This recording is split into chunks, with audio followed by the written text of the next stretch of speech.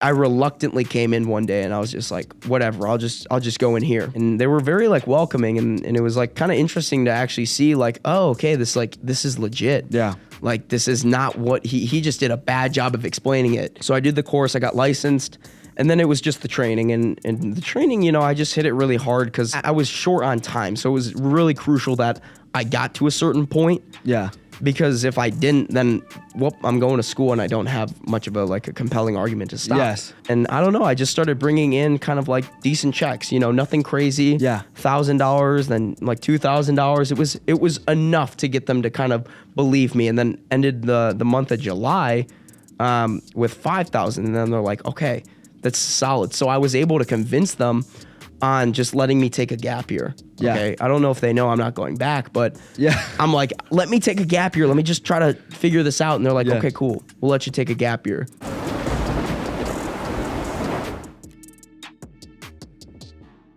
Yes, sir. And we're live. Another episode of Kings.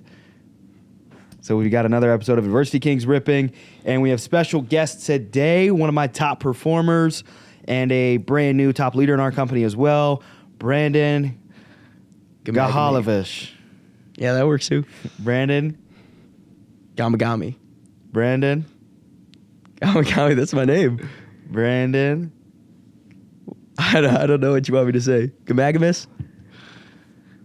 We're going to get started. He doesn't know his name, so. It's Gamagami. That's my name. It's Gamagami. It's his name. He was lying when he started, when he obviously wasn't his name.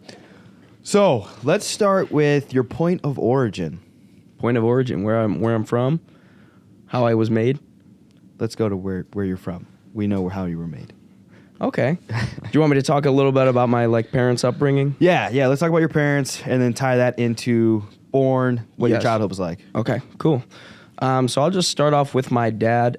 He was born in Switzerland, and then he started living in Iran for a bit.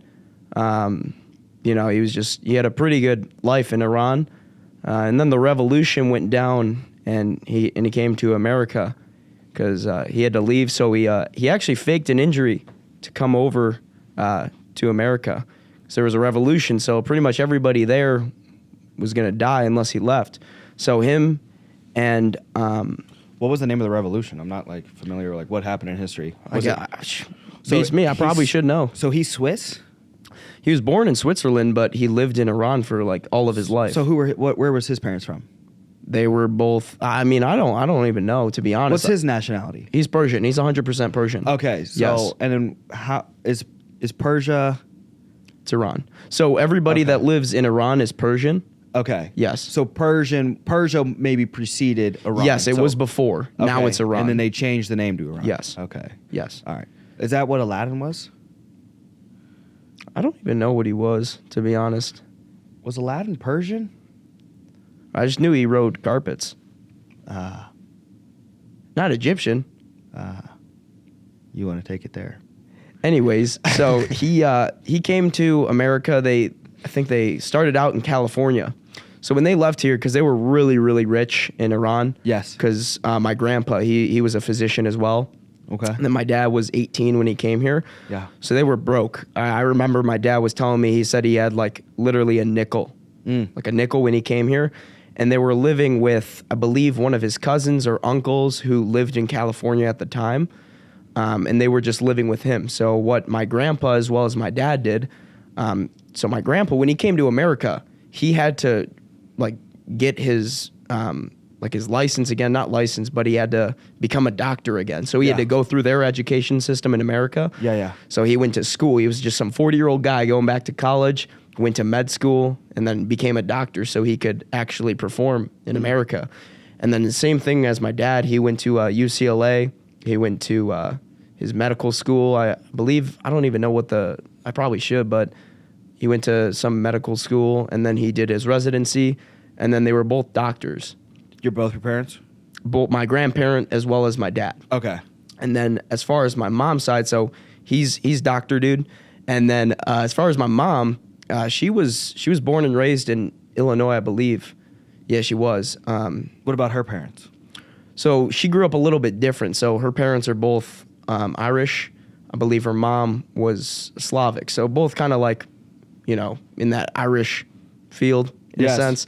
But they grew up really, really poor. Yeah. Like broke, really broke. And there was, I believe she had 4 siblings. So it was a family of 5 and they were like super broke, but they had a really, really good life. She always tells me like great stories, like they would just play outside in the winter, just normal kid things. In Illinois though, not Ireland. Yes. Okay. No. Yeah. In Illinois. So she was going to school doing her thing, and she was really, really smart. So Yes. like ridiculously smart. So Mathematically, or what did she specialize in, or just everything? so she was just really, really good. So what just at everything. So what she did was she was gonna go to college. And as far as what her major was, it was biochemistry, I believe. Okay. It was biochemistry and something else. Molecular. It was molecular and cellular biology, I believe. Okay. So just weird sciencey shit that I don't even know. Yeah. So that's what she did. She was gonna go to college. She actually got accepted to Stanford, which is a really, really good, reputable college. It's like Ivy League. But she couldn't go there because they were broke, so they couldn't afford it. So she ended up going to University of Illinois. Got it all paid for. She went there. And then she got her PhD. So it was a doctorate of philosophy, I believe. So she had her PhD. She was doing like scientific studies. She was a scientist. So I don't really know exactly what her discoveries and studies were, but I knew they were really smart. She told me them before, but it's like foreign to me. Yeah. It's just jargon. I have no idea what she's saying, but it was really smart stuff. And then my dad, he was a doctor. And as far as kind of where they met in San Diego. And my mom was actually like one of her patients. Okay. So she came in for something. One of your dad's patients. Yes. Yes. So she came in and that's where they met. So it was kind of cool. And then they had their first child in San Diego. That's my oldest brother. Okay. And then they moved to Illinois, Kewanee, Illinois, because my dad had like a opportunity here. Yep. And then that's when I was born. My mom, she stopped, like resigned completely from working. So what year were you born? I was born in 2003, so I'm 19. Oh, wow. So my sister's older than you. Just by a little bit, February 19th. Okay, so you're February 19th, 2003. Yes. Wow, dude. Yeah. Jesus Christ. Yeah. That's weird. Yeah, so I'm a young kid. February 19th? Yep. Wow. 2003. So that's when I was born. And then my little brother came shortly after. He was... Now you have an older brother though too. Yes. How many siblings do you have? 3? 3 or 2. 2. 3 like including in yourself. the family, yeah. Yes. So before you talk about your younger brother, what's your older brother do? So he's a computer science major, so he creates video games. Oh, okay, awesome. Yes. I think you've mentioned this before. Yes. Okay. So where's he go? He goes to Bradley. He's right now he's in graduate school. So Bradley sounds like an Ivy League school. Is it a nice school or no? It's a very good school for his field. They're really good for computer science. Okay. But as far as like the general school and the organization that they hold, it's just it's a school. It's not like there's top nothing- tier. okay. No, yeah. But they're good for computer science, and that's what he does. He just builds video games, like programs it, and he posts them out there. And he's actually got a smart idea in terms of like what he's doing financially because he wants to do it full time, create his games. Yep. He posts his games for free. Okay. He's not making a single dollar right now. Are they apps or are they like? They're like computer games. So Okay. they're on a website. He posts them on there, and people just play his I game. think I used to play Doom Buggy or some computer game back in middle school. I elementary school. was not a gamer, so I don't really know anything about. I just played his games for him. Yeah. That's what I did. That's the really only exposure I got to games. I did a little bit of Fortnite, but Yeah. everybody did pretty much. But I didn't. all right, sorry. Yeah. But I was too old for that. By the time Fortnite, I feel like Fortnite had just started to pop right when I started selling insurance. So Yeah. there was zero time. yeah, I probably wouldn't play if I Yeah. was in the same boat as you. But But I did a lot of Call of Duty back in high school. never played Call of Duty. I heard it's fun. What the fuck? I've never played Call of Duty. I'm not a gamer. You never play? You like weren't a kid? No, I mean I grew up poor. We played Call of Duty. I mean, that's like. I played Mario in Fortnite. Go ahead and shut this thing down. I played Mario in Super Smash Bros. Okay, so what about the younger brother? What's he? He's in high school. Yeah, gotta he's be. just in high school. He's just a normal kid. So who's the biggest out of the three of you? me? Oh, okay, you're the. Didn't they all did your older brother wrestle? No, he swam. He's swam. not Okay. big on like athletics or anything like that because Okay. he just builds video games. So Okay. What about he's- the younger brother? Yeah, he's a big kid. He like lifts a lot of weights. He might get bigger than me, but I think his height is capping him out a little bit. He's a short. little shorter? Yeah, because my dad's really short. Yeah, and yeah. I think he got his genetics. Yep. So he's short, but So he's he's big. going to look huge, like for muscles. Yes, Yeah. yes. But he's saying he was going to do wrestling this year because season's starting up, but Is he 9th grade or 10th grade? he's a sophomore. Yeah, he's 16? Yes. Okay, cool. About to be 16. He has his permit right now, so he's just driving. Yeah. So, So who's your parents' favorite? probably my dad's favorite is probably going to be my older brother, and then my mom, I don't know, she probably loves us all equally. Yeah, you hope. I hope. Yeah. I don't know. Yeah, me either.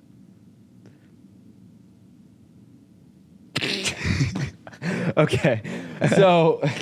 So from childhood then, what was elementary, middle school, high school? What was the whole school experience like for you? Yes. So elementary was pretty same old. I just did what I was supposed to. I just got good grades. Did you start sports in elementary?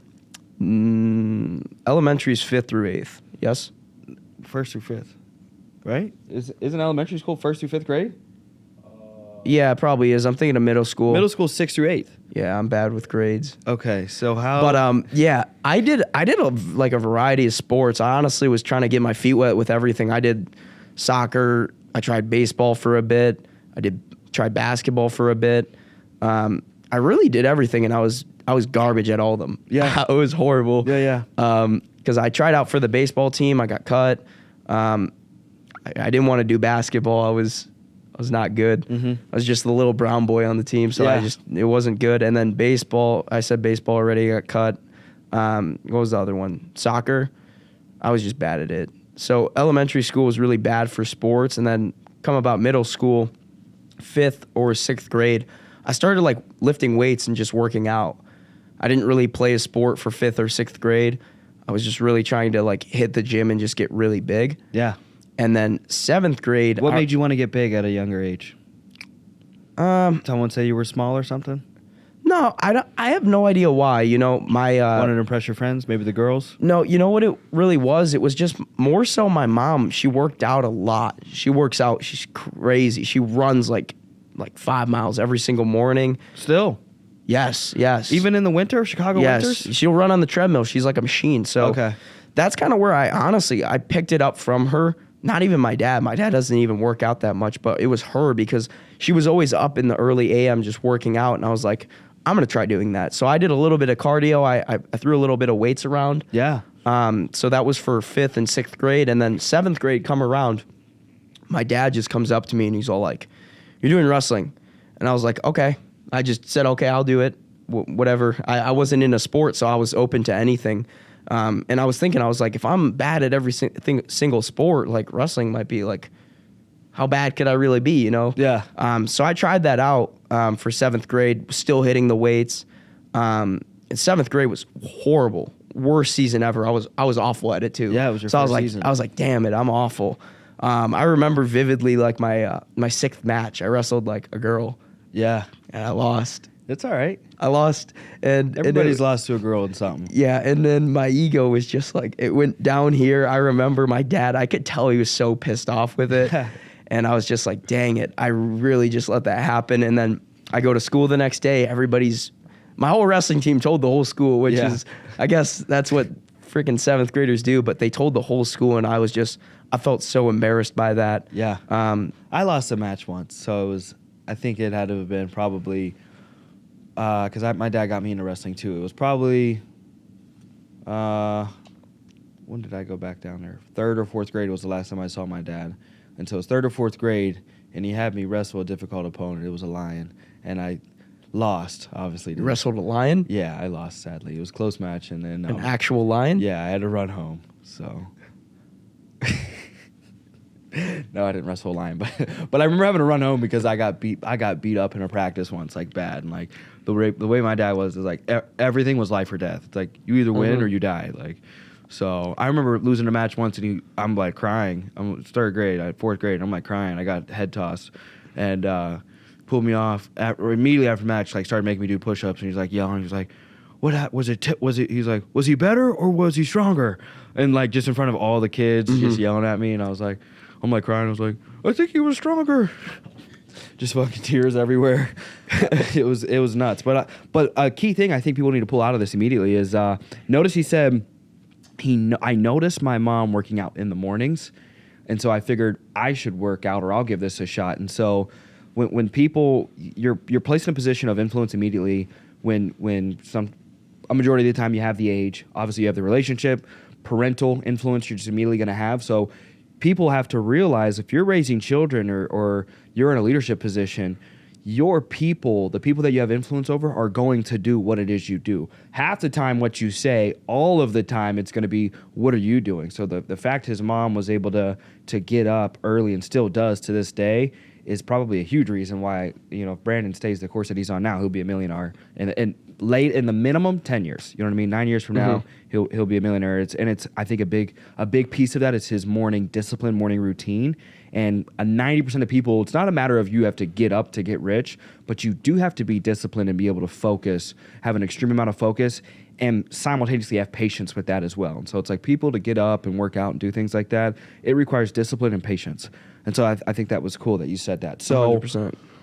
Wrestling, you lost to a girl, 7th grade. Yep. That was humiliating. Maybe one of the hardest adversities you had to face. You know what I mean in your life. So it's like, because a lot of some of those things can be like mentally debilitating. I remember my dad called me gay when I was like 14 or 15, and that like was probably one of the hardest adversities because I was like really bought into my faith. I've always been faithful on and off, and so Christians believe. I don't know if you're familiar. You should wait till marriage. Right. And so I think a lot of religions are somewhat like that. Pretty much similar. You know what I mean? So it's like I was gonna wait till marriage. He just got out of jail. I tried to rebuild a relationship with him, and he's like, what girls you been with? And I'm like, none. I'm 15. He's like, what, are you gay? And then my sister started laughing at me, and he was laughing at me, and everybody was calling me gay. And I was like, that's when I just went on like a drug rampage, a sex rampage, and that's my life. My life really went downhill. So that I would say that would probably be the point of origin for my hardest adversity. Would you say? I don't want to speak too far in advance. Would you say that was one of your hardest?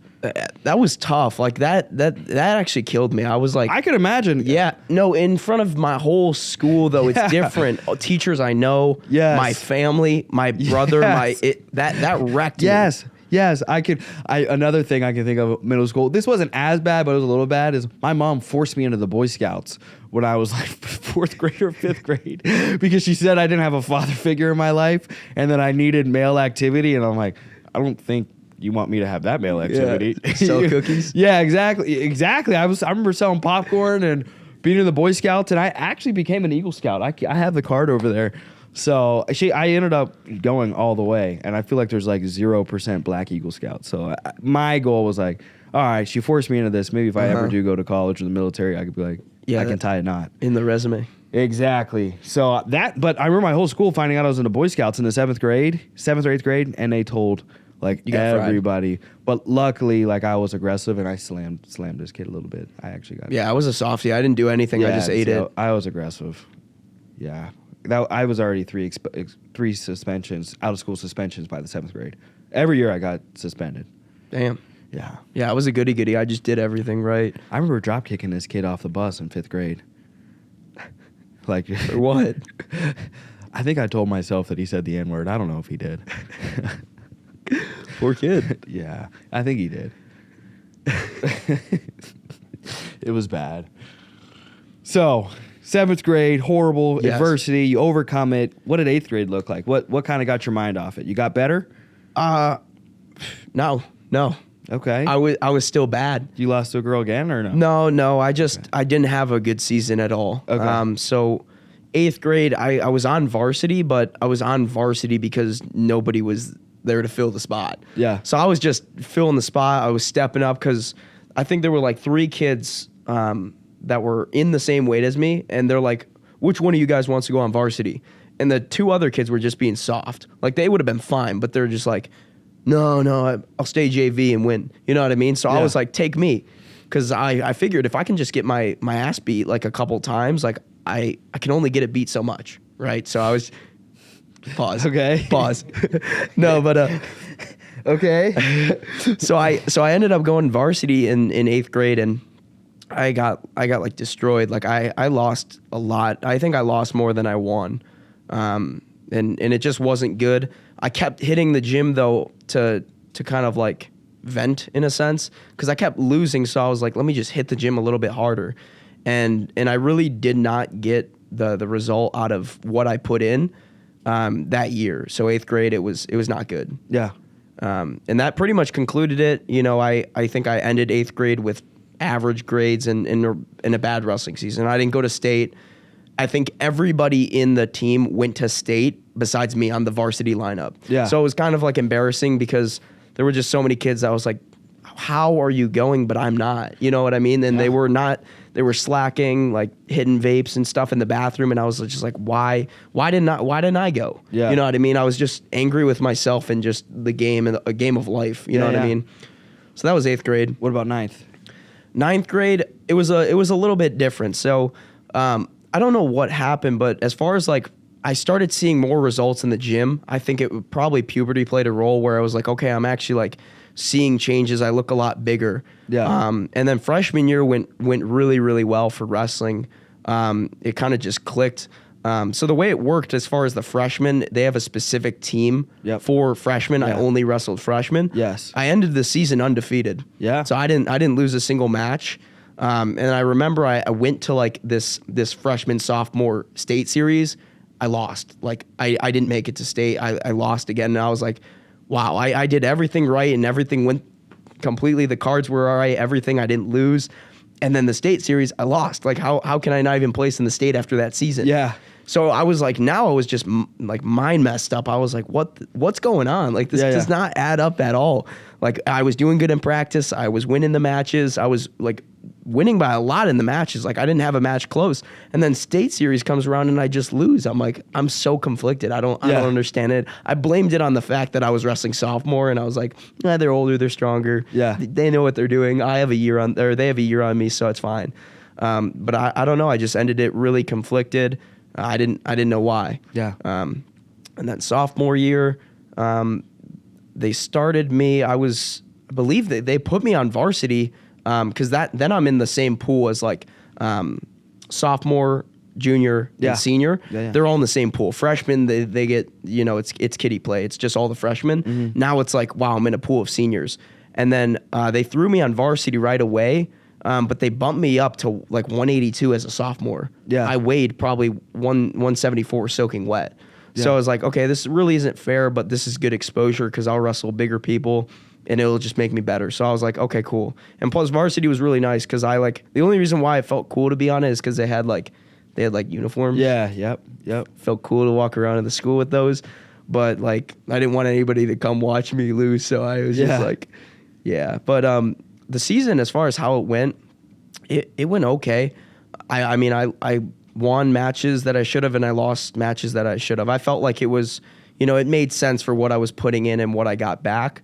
And I was also wrestling like seniors too, so it was just like I can work with that. It makes sense. They're 18 years old. I don't even know, 16. Yeah, you know what I mean. So I was like, okay, I understand. So it made a little bit more sense my sophomore year, and then the fresh soft state series came around, which really isn't even that big of a tournament. Anybody in like the state of Illinois that did wrestling, the fresh soft state's kind of a joke. It's like good wrestlers should win that. And I took 8th at fresh soft state, and I was a little upset about it, like taking 8th. But I was also 174 wrestling like 182. So that was like my reassurance to be all like, all right, like I'm not completely horrible, but I realistically should have won it, like for how I thought. Who took first? Was it at least a good guy? Yeah, I mean he was a solid wrestler, but I don't think he was different. Like he was, it could have been anybody. Yeah, that's my like understanding from how I looked at it. I just like, oh, he's just a normal kid, nothing special about him, just better. Yeah. But yeah, and then that was sophomore year, and then junior year was like the come up. That's when everything kind of clicked. Yeah, everything like went my way. It was like, okay, like the 4 years that I like got like pooped on, it finally the cards were playing out. It made a lot of sense. Yeah. So I was wrestling 170 varsity, and I was where I wanted to be. So I cut down I think I was weighing 179 before the season. I cut all the way to like 169. just really shredded, really good shape. The gym was like, finally I was at like really good where I wanted to be as far as strength, physique, everything was perfect. Conditioning was awesome. So going into the season, everything was like so lined up perfectly. And that's the way it went. Like I was winning a lot of matches. I want to say probably like the wins to losses maybe like 19 to maybe 2, which is like pretty good for me because the 2 people I lost to one was out of the state and then the other one was number 1 in the state. So I was like, these are losses I can work with. Yeah. And there were point losses. Like I'm talking a couple points. Yeah. So I'm like, this is solid. I can work with this because as far as Lockport, they're like pretty good for wrestling. So a lot of the tournaments we did that we worked with Midwest, like we would wrestle some kid from a different state. Yeah. So that's kind of how they had this set up. And I remember I was at this one mid-state tournament. It's called the Dvorak. I don't know if anybody would know what it is, but it's a pretty big tournament as far as kind of who wrestles in it. It's really good guys. As far as the skill level, there's people all over the Midwest, Indiana people, some Wisconsin people, just pretty much everybody from around the Midwest would come to Dvorak. And I remember the tournament was working really well in my favor. So I was like going into it with probably like maybe 2 losses out of the 19 that I won. So 21 matches, only 2 were lost. And it was going really good. Yeah. And then I get to like the quarterfinals, I believe. Quarterfinals, I saw who I was up against, and it was this one kid who was a senior because I was still a junior. Yeah. And he was ranked like 3rd in the state. And I was like, yikes, that's kind of scary. And everybody on the team was kind of like trying to psych me out. But like internally, I was kind of unfazed. I was just like, I'm gonna go in and I'm just gonna win. I don't really care. So I go in and I ended up winning the match. Like first period, I just stuck him, and I was going crazy. Like the video's on YouTube. I didn't even film it. Somebody filmed it. Yeah. Somebody posted it like blah blah blah loses whatever because I guess he was a big name. He didn't lose for the season. Yeah. He was like probably like 15-0 or whatever it was, but he didn't lose. And I remember he was so angry when he lost, and I was so happy because I was like, "Yeah, screw you, bro." Because he was a big kid. Like I'm talking, he was like 6'2", and he was just like wrestling at 170. Yeah, he was lean, but such lean muscle. Like you could just tell he had a build that was like super strong when you're wrestling him. Yeah, but he doesn't look strong, but you can tell he's got muscle. Yeah, he was just tall and athletic. Like But I won, and I was like, yes. So I made it to the semifinals. I was like, one more match and I'm in the finals. And then I saw the kid I was wrestling, and this kid was like, he was short. He was like 5'9", but he was huge, like steroids. Yeah, 100%. And I was talking to kids on my team, and they're like, yeah, he went to like a military school or whatever. Like he shot a lot of stuff. And I was like, I can tell. Like bro was huge, and he was only like 17, 18 years old because he was a senior. And he was actually ranked nationally too. So he was like 5th in the country. Me, I'm just some no name. I was just in that tournament, and I was doing really good for the season because my past 2 years didn't mean anything. Yeah. So I was nothing to the state. So I was just like some unseeded kid versing this like 5th guy in the nation, like number 1 seed. Yeah. And he's probably unfazed. He's just like, all right, this kid's over with. So I start wrestling him. Match starts, semifinal, winner goes to the finals. And it's going like well. Like obviously I'm losing, but I'm minimizing damage. Yeah. Like you know what I mean? Like it's a point match. Yeah. And then I don't even know what happened. He put like legs in on me. He had a power half on me, but he kept his legs in me. Yeah. So I don't know if you're familiar with how it works, but if somebody has their legs in on you and they have a power half where they're trying to turn you, you can't turn if your legs are like laced with theirs. You can't move. So he kept like tugging on me, and I'm like in pain because like my shoulder's just out of place. Like it's just like it's so uncomfortable. I'm not moving. I'm like begging, like just take your legs out so you can just take me over and save my shoulder. But he would just kept jacking on it, and I don't even know what happened. It got to the point where it all just clicked, and like my shoulder just came out of place. And I was like, the YouTube video for our wrestling team, you can hear me like screaming. I'm like, like it hurt. It was like my shoulder came out of place. He pinned me right after. It was like the second period, and I was just laying on the floor just like dead, and like it hurt so bad. Like I couldn't move it. It was like locked, and I could have swore it was dislocated the way it felt, but it just felt so uncomfortable. It's like the worst pain ever. Yeah. Like dislocations. Like I wouldn't want that on like my worst enemy. It was so bad. but it was painful. And then after losing that, I went to the trainer, and they gave me ice, and they're like, "You're good." I was like, "No, I'm not good." So I went to the ER, and I actually like still tried to wrestle with it. Like I ended up losing out of the tournament. Like I like semi-slid, which means I just lost every single match after. So I went to the ER after like wrestling a couple more matches, and the trainer told me I had I had a sprain, like an AC sprain or whatever it was. And I was like, all right, that doesn't sound bad. I can fix that. And then I went to the doctor, and he's like, yeah, you have a really bad, like you have a labrum tear, like completely torn. And I was like, well, what do I do? He's like, well, you need to get surgery like as soon as possible. Like you really can't wrestle with this tear. You'll just have it come out of place again. So I was like, all right, dang it. So I got the surgery, and I was in recovery. I missed the state series for, Illinois my junior year.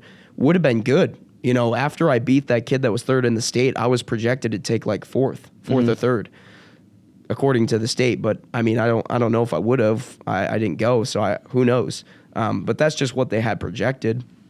So I was out, just in my sling, and I was trying to recover so quick. I took physical therapy so strict. I was very disciplined with the recovery of the shoulder because I was like, this could get me somewhere. Like, I think I actually have something for me. Like, if I just keep what I was doing for the past 4 years, like, if things click now, if I just keep doing this, I'm going to be, like, legendary. Yeah. So that was my mindset. So I took, like, physical therapy very serious. I was, strict on kind of what I wanted to, like, as far as what they wanted with my arm placement, like with the sling. I just was very obedient with all of that because I wanted it to work out. So I come back, I start hitting the gym before I even go back to wrestling because I'm trying to strengthen the shoulder back up to where it was because there was a really bad muscle imbalance with it. So I was just trying to get it back up to speed. And then I come back to wrestle, and it's like off season. And I actually got invited to go to USA Nationals to wrestle. Yeah. So the problem was though, I was about 2 months away from being totally good. I wasn't really cleared yet to wrestle. So I was like, this is tough. And I was like talking to my mom and dad, and I was like, kind of, what should I do? I'm not really sure. And they told me, no, don't do it. And then I like ended up compromising because I told them, I'm like, this is a really good opportunity. This will get my name out there. Colleges will see this. And they were just like, all right. And I ended up getting them to let me do it if I wore a shoulder brace as well as go with the movements. If someone tried to torque my shoulder, I would go with the movement and just lose. That's what I told them, but I wasn't going to do that. But so I cut the recovery a little bit short, which I'll learn why that was bad. But I went to USA Nationals. It went really well. I think I won 4 out of the 5 matches, and I lost in the finals. Yeah. And from that like tournament, I became like a certified All-American wrestler. Yeah. From that tournament, yeah, because our team took second in the whole division. Wow. Yeah. So I only lost in the finals. And I kind of hurt my shoulder a little bit in the finals, but like that's besides the point. I really retore my shoulder after training after USA Nationals for the senior season. I tore it wrestling him. I like took a shot on him. Who? One of my teammates. Oh, okay. Yep. And he like sprawled and he put his hips back and he crushed it, and it dislocated. And then I went to get the surgery again, and I just like resigned completely. I'm like, I'm not doing that ever again. It sucks. So now I'm like senior year. I'm like, well, what do I do? I have nothing to really go for. And my parents were both like, just focus on academics. You got your like wrestling background. You can put that still on your application. Just say you did this, that for wrestling. You're certified All-American. Just show them that you're athletic, but focus on your school. And I was like, all right, I guess I'll do that. So I hit the books pretty hard senior year because that's all I really knew. Mm-hmm. And then I graduated. And I ended up going to University of Illinois, and I really didn't know what I wanted to do as far as what I wanted to study. I had no idea because I just didn't know because I was like, you have to pick a major, and the major is going to correlate what you do for the rest of your life. And I was like, I don't know what I want to do. Like, I'm 18. Yeah. Why would I know what I want to do? I was like, I just want to make money. And then I ended up just going with the field of major that I just thought would make me the most like money, which was medicine, because I figured, okay, if my parents are both doctors, I should just do one as well. I didn't know any better. I thought your mom was a doctor? PhD. Oh, okay. Yep. So she was she had her doctorate of philosophy. Okay. Yeah, so they both wanted me to do some sort of high-class profession, whether it was a lawyer, doctor, I don't even know, whatever it may be. They didn't like business. They're like, don't do business. If you do business, you're stupid, right? Because they didn't think there was a point of doing business as a major. They're like, do business with what you do. That was their, so they understood the concept of business and how it works. They're like, don't major in business, but go for something and then make a business out of it. Yeah, that was my dad's main advice. Yeah, that makes so sense. I was like, cool, I'll be a doctor and then I'll try to figure out a business, whatever happens. So I'm doing the biochemistry courses for University of Illinois. School's all paid for. My parents love school, so they prepaid for all of it. And then school was going pretty well. I mean, I was hitting the books really, really hard because that's all I had. I still hit the gym and I hit the books. That was all I did, gym and books. And I was really disciplined with both of them. I'd do my school and I'd do my workout routine. I was super, super strict with my diet freshman year. Yes. Because I had no more wrestling to be like disciplined with. So I'm like, what should I be disciplined with? So I just fixed up my diet and I was extremely, extremely disciplined with it. Like I brought a scale to the dining hall. I would weigh out my food. I was just eating chicken, broccoli, corn, just all this like low carb. I was just I would track it in an app. Like I was crazy. People were like, there's something wrong with you. And I was like, I know there is, because I was tracking my food just like crazy. Like I was down to the ounce. That's how crazy I was. Or down to the gram actually. But I was just like wrong measurement, but it was down to the gram. So it was super, super precise. And it was just like weird because I was just really abnormally disciplined with something that to somebody else that like, just like, partying every day. They're like, what's wrong with you? So I was like, all right, whatever. So I was doing that, hitting the books hard. I ended the year with like a 4.0 collectively. For semester 1, 4.0, semester 2, 4.0. But I remember like I had little snippets of the year where like beginning of the semester, over winter break, middle of the second semester, I was always looking of like how to become really rich, because like I hated school. Yeah. I hated it so much, but I was good at it, so I was just like, well, I'll just stick with it. I can manage with it, right? It's not a big deal to me. So I was just like, I hate this, but I'm good at it. So it was conflicting, and I was just looking up ways to make like money, and I don't know why I was looking up like really stupid things. I was just thinking about like, I just had these crazy business ideas. I'm like, well, why don't I get a warehouse and just buy all the products from free Facebook marketplace and then just resell them out of the warehouse for an extra, like I was just thinking of the weirdest ways to just make money that were just like stupid. Yeah. And I don't know, I just always wanted to do something that was businessy and like fun and cool. Mm-hmm. You know, I always wanted to like lead and be like in charge of, you know, setting a good example for people and just being a boss man. Yeah. That's all I really wanted to do, but I had no idea how to get there. So I always had that in the back of my mind. And then after the first year of school, I told my parents, I'm like, I'm not doing biochemistry anymore. I want to make money. And they're like, okay, you can do finance. And I was like, I don't see the point in going then. I'm like, this is stupid, right? I was like, there's no point in me doing finance. Like, why would I do that, right? It's stupid. I can learn that on Google. And they're like, well, no, if you go for your finance degree, you'll get hired by somebody. And I was like, well, I don't really like the concept of that. I'd rather just like learn about finance on my own and then implement my own way that I want to. And they were just like, no, you're doing this. Like, we paid for your school, you're doing this. And I was like, all right, I guess you're right. Because I had no compelling argument to do my own thing. I had no, like, you know what I mean?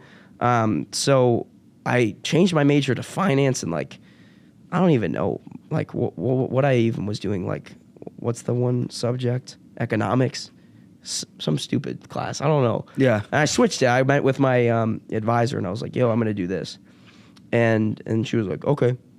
And then, I don't know, summer came around while I was like switching the classes, and I ended up having to take like summer school because I did biochemistry for a whole year. So I'm behind credits for the finance. Mm-hmm. I was like, that's so dumb. Why would I have to? I just took gen eds the first year. What do you mean I'm behind classes? You know, everybody has to take those classes, and they're like, no, these are finance classes. So I was like, all right, whatever. So I had to take some public speaking class and I don't know, economics over the summer, and I was like, that's so dumb. So then I was just looking for a job because I'm like, I'm just going to get a job and get some money for next year. Because I still had intentions of going to school. I wasn't happy with what I was going to do, but I was just doing it because that's all I knew. Yeah. And then I was looking around for a summer job with my friends, and we had a few ideas. You know, we wanted to either be like lifeguards, like cool jobs that are fun. You know what I mean? Like lifeguard, caddy, like get big tips. Just those you know, teenager summer jobs that are just like stereotypical. So we were thinking about doing maybe a caddy, maybe a lifeguard, maybe working at like a Chipotle because then we get free food. We were just kind of thinking about what to do. And we ended up like kind of like going with the caddy or whatever it was. We knew a person that owned a golf course and we were like, let's do this.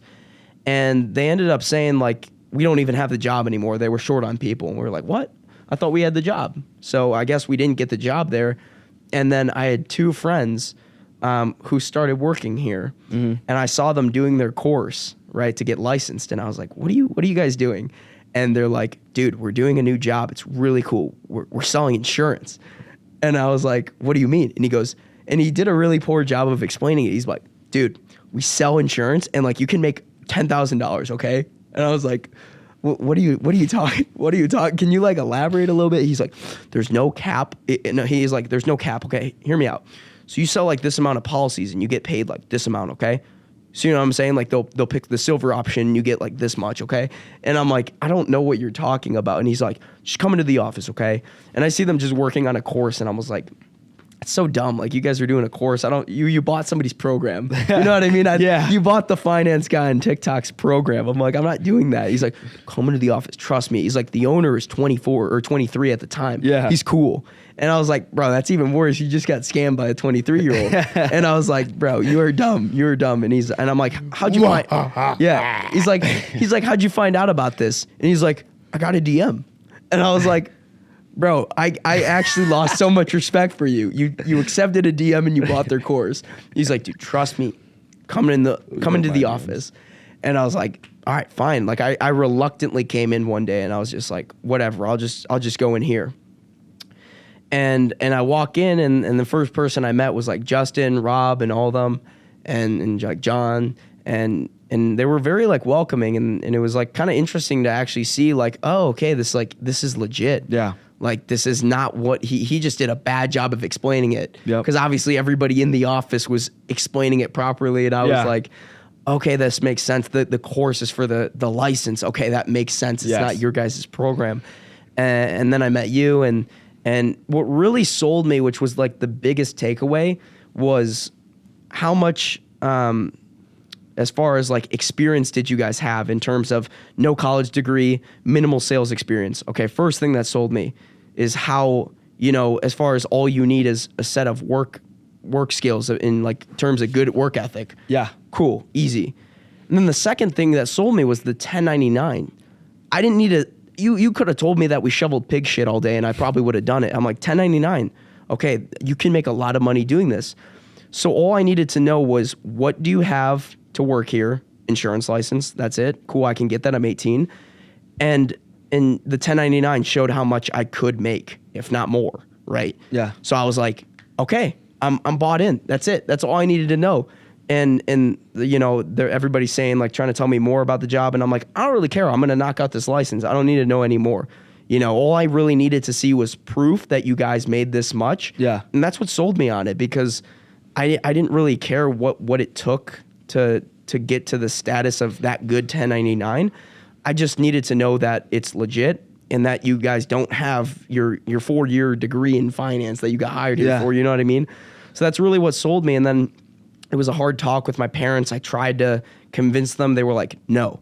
So I was like, okay. Because I just wanted to screw the summer school and drop out. Yeah. Okay, so I was like, no. They're like, no, you're doing your school. You don't know what you're getting yourself into. And I was like, whatever. So I'm doing the course. My school doesn't start until like mid-June. Yeah. So I have time. I have time to like try to have a convincing point.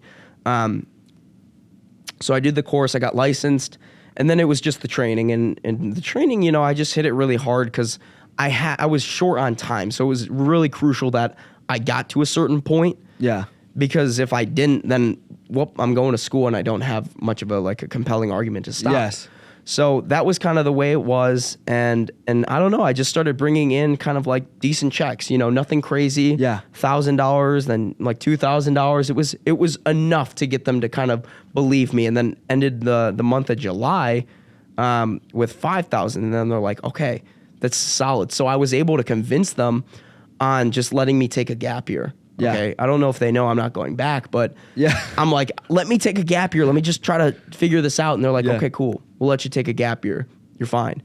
And I was like, cool. So I'm taking my gap year right now, but Yeah. it's really not going to be a gap year. It's over. You know what I Yes. mean?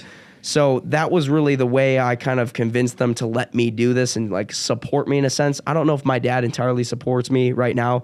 He just roasts me working here. Whatever. Screw him. So, but my mom is really supportive. I think she knows that I'm not going to do this. I'm not doing school ever again. Yeah. She understands it, and I think she's really supportive, which is good. Yeah, that is. Because all I need is just at least one person that's going to support me. Yeah.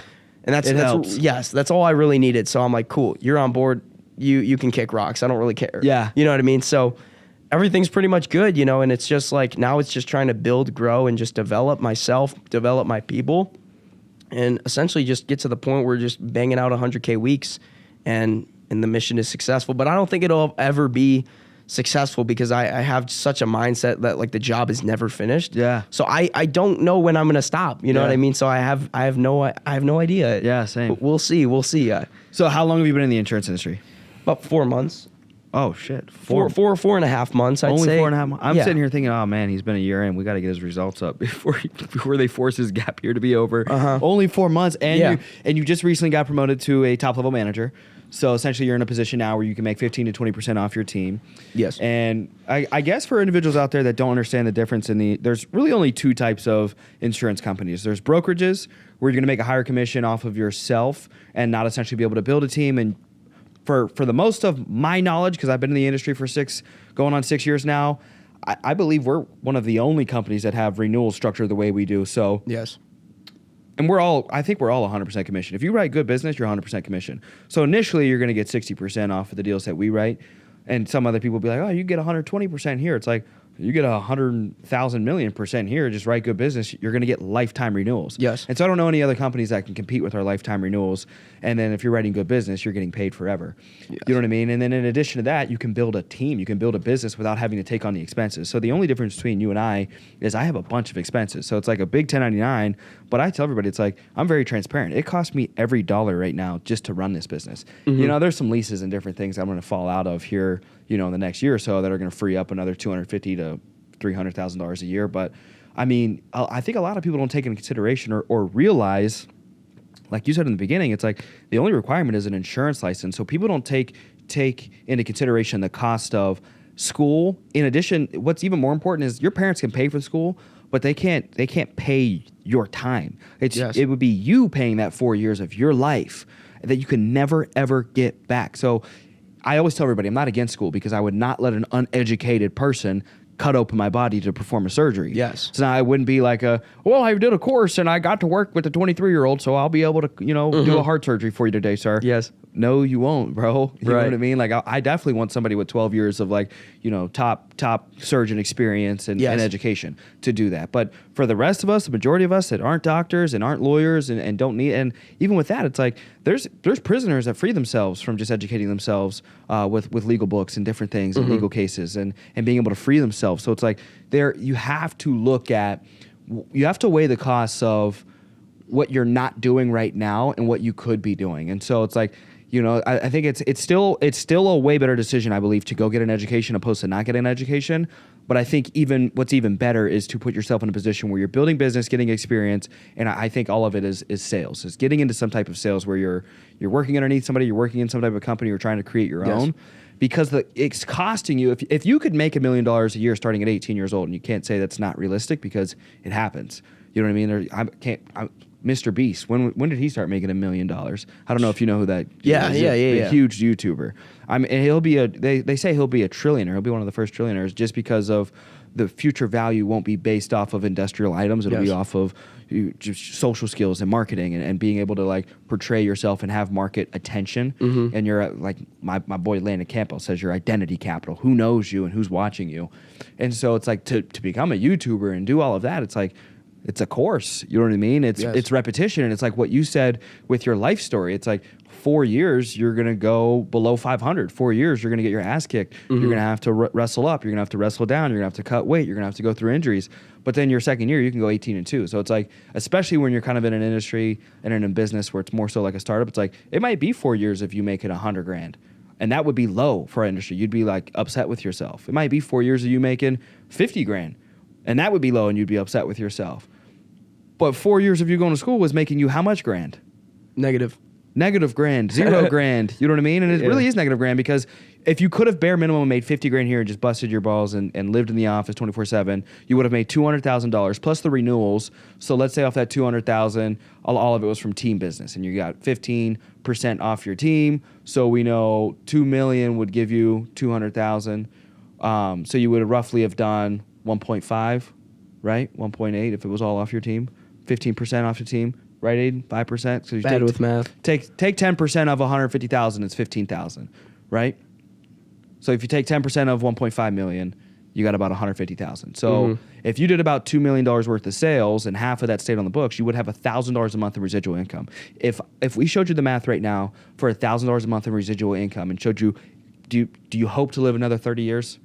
Yeah. Yeah, right? So it's like we are so young where it's like I don't even blink about living another 30 years. Another 30 years go by, I'll be 54, you'll be 48. Another 30 years, 49? 49. Yeah, you'll be 49, I'll be 54. Another 30 years go by, right? Now, at that point, we might think, all right, I hope I get another 30. You know what I mean? Because I'll be 84. But still, a piece of us is probably like, I'm easily going to get to 84. You're easily going to get to 79. Yeah. It's like easy. We're going to eat good. As long as we don't get hit by a bus, we don't get poisoned by some girl, we'll be all right. Yeah. You get to 84 and 79, it's like, all right, now I hope I get another 30 years. Then it's like, all right, yeah, I hope I get over 100. Right now we feel like we can. But, so if we were to project out 30 years, take into consideration we live, you're making $1,000 a month of residual income. You take that $12,000 a year, multiply that by 30, how much money does that give you? It's about $500,000. Wow. 12,000 times 30. And so for the people out there that don't know, and I need to double check my math so that way you guys don't flame me, 360,000. So I am closer to the number than I'm not. You know what I mean? So round up. You roughly have 360,000 in the bank if you don't die, plus you've made 200,000. So 200,000 plus 360 is what? $560,000 over a 4-year period. But you could have went to school and got a piece of paper. Right. You know what I mean? Yes. But you're going for medicine, I don't know. But then you transition. So it's like for the, I don't know. It's like a doctor though. Realistically, are you going for 8 years, 10 years?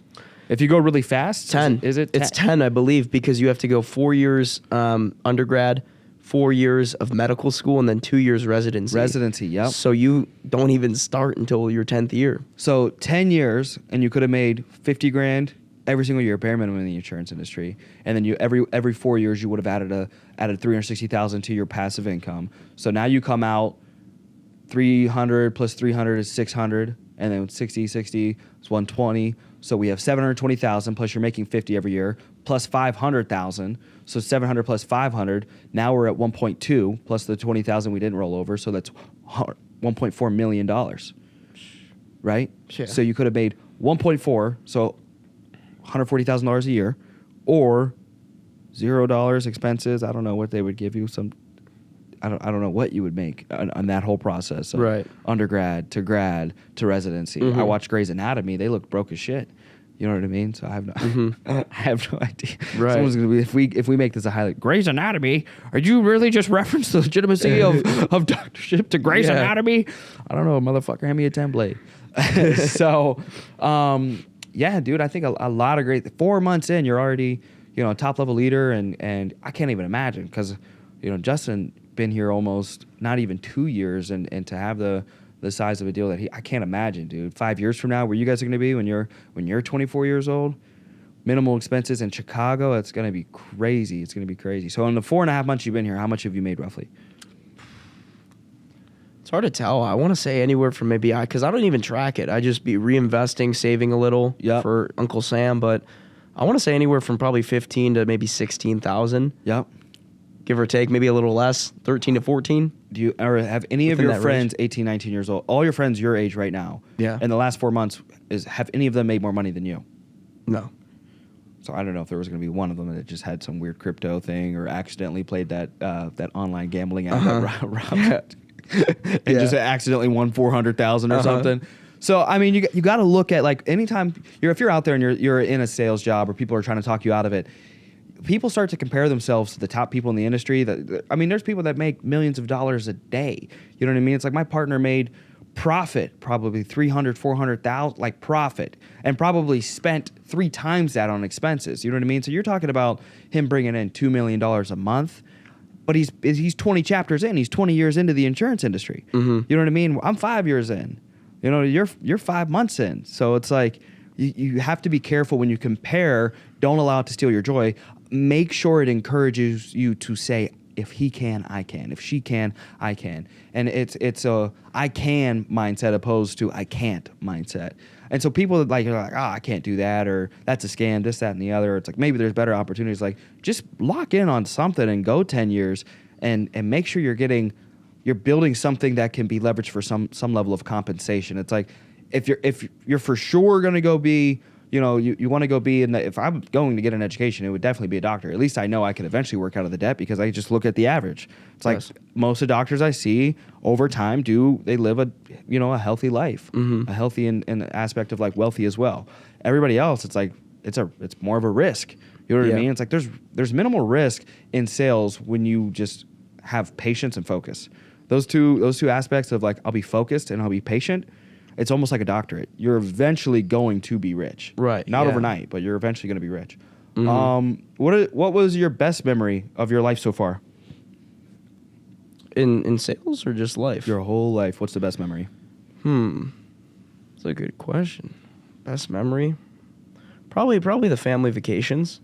Yeah, which one? I like those. We took, like, a variety of trips, but probably, like, the trips to Florida. We have a condo. Yeah. So I just liked when, the whole family was together.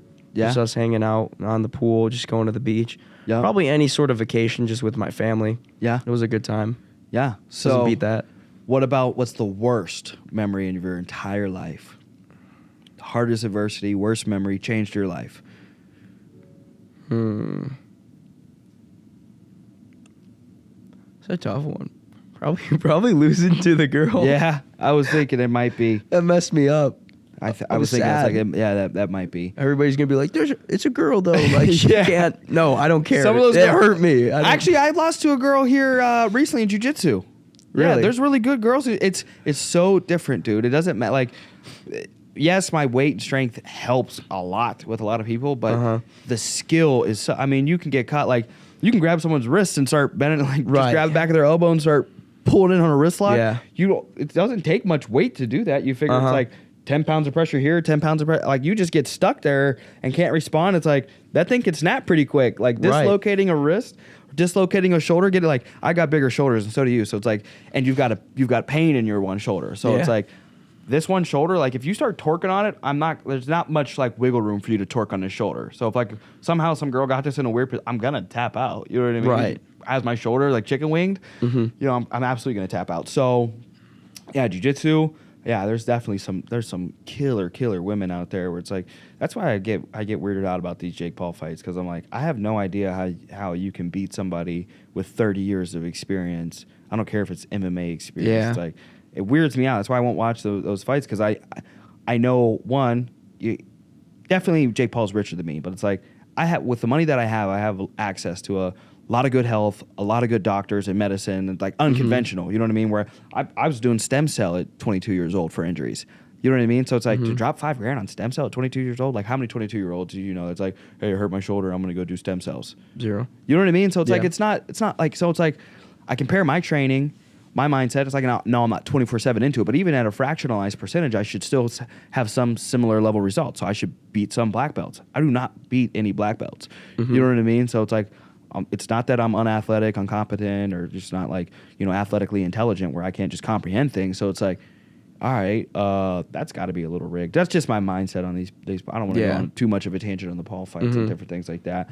But I want to go into your vision. Like, I have a very similar vision to you. I have zero, like, I feel like when I stop is when I'll die. You know what I mean? There's no way I'll ever be fully plugged out. I could see myself falling madly in love down the road with a woman that's just like, well, once a year, let's take a family trip. And I'll maybe do one of those. Yeah. Maybe. Even then, I'm hopping on a Zoom. You know what I mean? I'm not going to sit here and listen to you guys talk the whole time. Go take those annoying kids away from me. Yeah. You know what I mean? So I'm not a talker. That's how. And you probably, it's probably with us. Your dad probably worked his whole childhood. You know what I mean? And like my dad, for the percentage that he was there, it was very aggressive and work. You know what I mean? It was fighting and working, and that was it. And there's no other way to live life. And for the few years that I was with him, we just watched 300 every night. You know what I mean? That was what he raised me. We watched 300 and Scarface. So that was like his only form of development with me. So it was 2 years of boot camp of, you know what I mean? If you're not a fucking Spartan, you're dead to me. You're not my son. You know what I mean? You know what I mean? If you ever cry, if you ever show any weakness, you're not my son. You know what I mean? You don't get to claim my last name.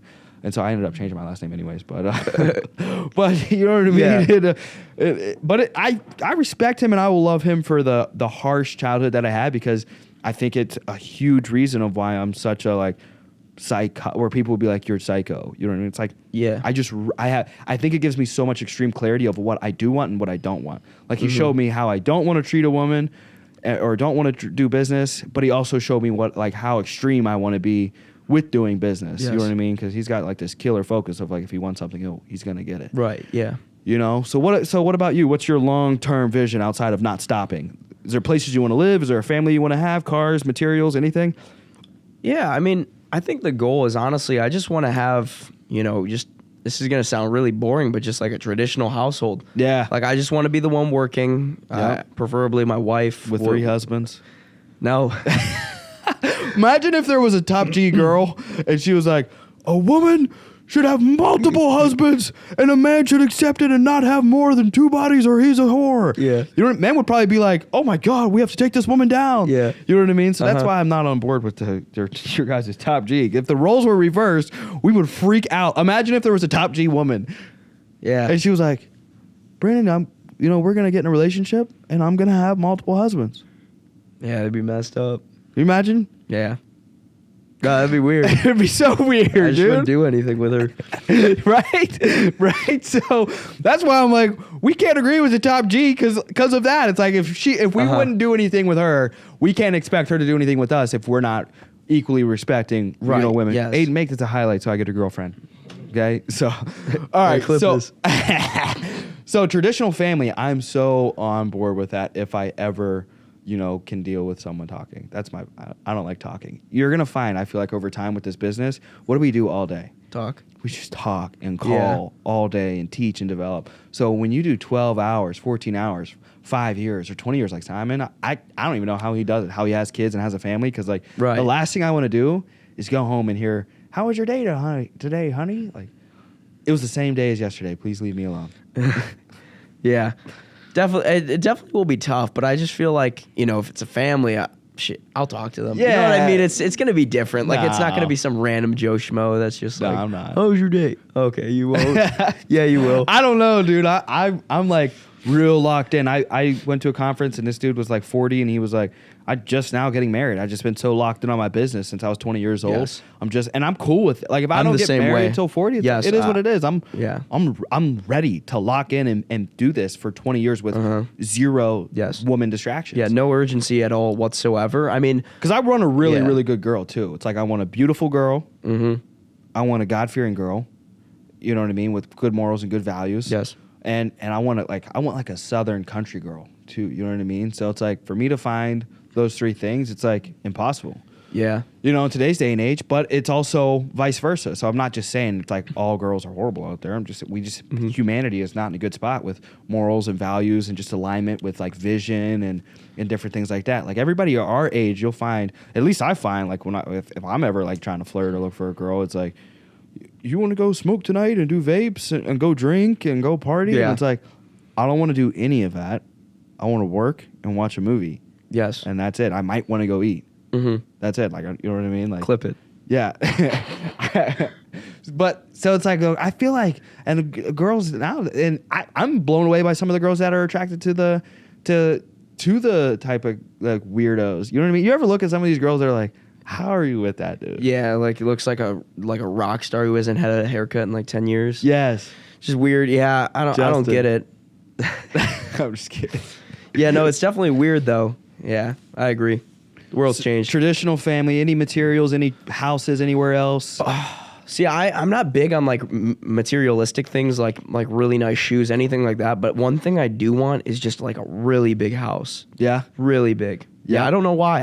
I like big houses. Persian castle. Like, not a Persian castle, but like a mansion, just a nice house.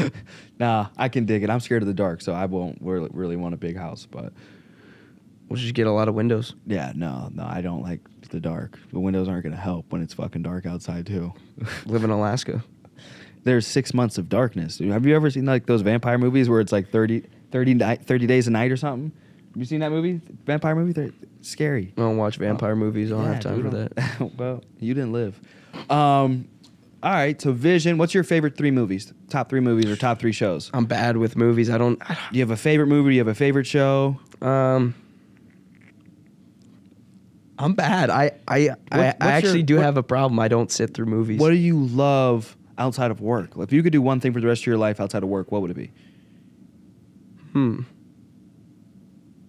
Probably. That's a tough question.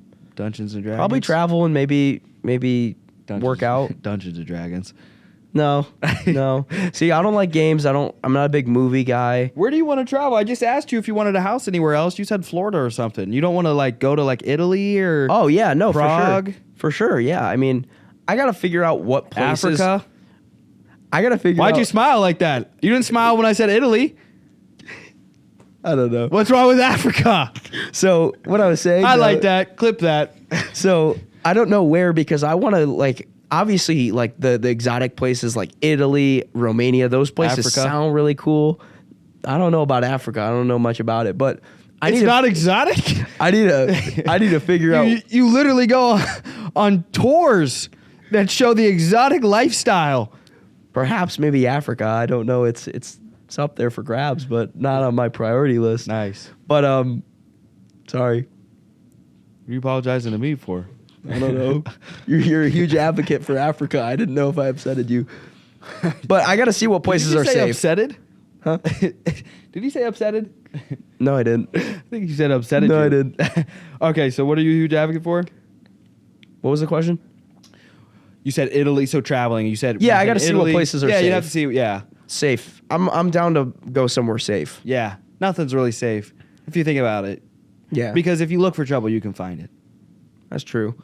But I want to be like in my own bubble. You know Yeah, what I mean? yeah, And I I don't want my like- kids to grow up somewhere safe. I don't want them to have to deal with You want like. them to grow up in the public school system, or you want to be like some of these rich people that just kind of like travel, take them around the world, and teach them almost like a world I'm big education? on putting them through a public school. That way they learn. Just because I think it's important to show them how the world actually works, and I think a public school you think shows a public school shows how the world works? Or you Yes, think yes, because depending on where the public school is located, I think it shows a good mix of kind of what kind of people are in the world. in the world entirely, or maybe just that? No, just in that demographic. let's because just say it in. How do I? in- I in don't the know how. Midwest. I don't know how Iranian people truly culturally operate. That's true in America.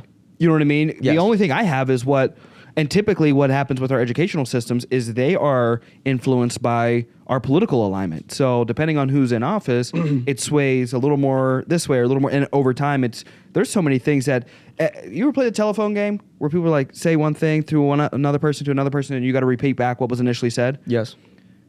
and it never comes back.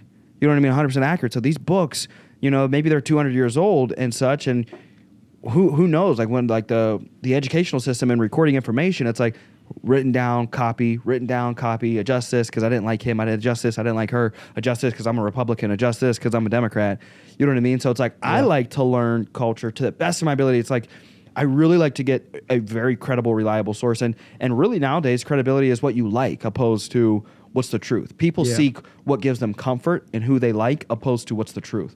And so that's why, like, for me, with educating, I think more and more, like, when I do have kids, of, like, I almost want to do kind of like what I've seen Grant Cardone do, is get a jet and just, like, almost like homeschool them, but take them around the world.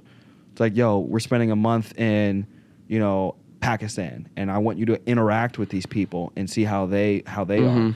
Africa, Ireland. Why are you smiling at Africa? I said Africa. Why are you smiling at Africa? So Ireland, you know what I mean? And Canada, Alaska, all these places, you know what I mean? So I think I want to, I don't know, I'm going to play around with, but I also agree with public schools. I agree with like lose to a girl and get made fun of by a whole group of people. Yeah. And like, because I feel like the people that don't get comfortable with the uncomfortable at a young age end up hurting other people because they don't know how to respond to rejection and, to essentially being humiliated, you know what I mean? And if you can't process that, that's where I feel like we end up with these massacres, True. So, dope. Favorite food, other than all food? Yeah, I like a lot of food, but probably, let me think. Probably like some sort of spaghetti with bread, Yeah? like pasta. What's your favorite restaurant? Have you had Gibson's Italia? I have, but I honestly forgot what I got from there. Yeah, it's fire. Yeah, it's a pretty good place. It's nice. Yes. So I can't think of anything else off the top of my head. We're going to follow back hopefully in 6 months to a year, check your progress, see how you're doing. Where can people find you? Social media, Brandon.Gamagami on Instagram. Brandon.Gamagami. So Yes. they don't spell it out like gummy bear, how would you spell it? Gamagami. Gucci. And is there anything else you want to shout out? Any friends, family, social medias, businesses, anything you want to shout out? Shout out Zaid. Shout out And the Zaid team, and the crew. team. Let's go. Thank you, Brandon Gamagavis. We were playing with you. Brandon, it was dope having you on here, brother. Excited to continue to work with you, and you've been a blessing. So Yes, sir. let's go. Appreciate you.